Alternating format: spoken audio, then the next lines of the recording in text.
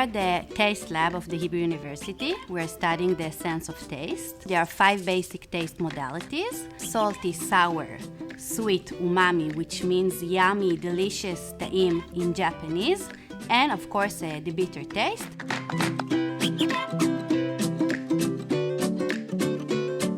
Commonly, it was thought that bitter taste was evolved in order to detect toxic substances and avoid poisons. But actually, we know today that it's not entirely true. We know that many bitter compounds are very healthy for us, and we need to consume them in our diet. It's a big problem, especially in the pharmaceutical industry, because a lot of drugs tend to be bitter, and especially it's problematic for children. We all remember as kids how horrible it is to take a very nasty drug. So we actually study what are the bitter molecules and what can we do about it, how can we mask the bitter taste of drugs. So specifically in my research, I study the bitter taste with computational tools.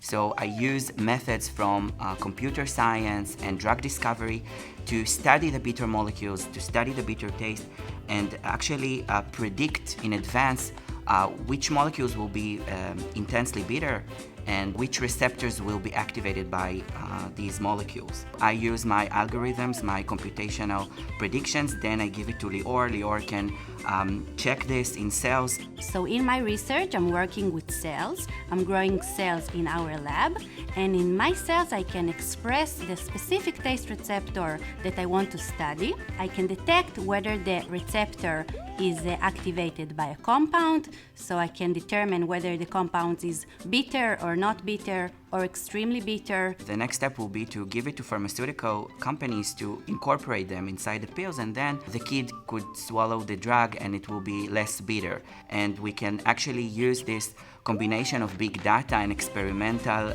approaches to tackle this problem.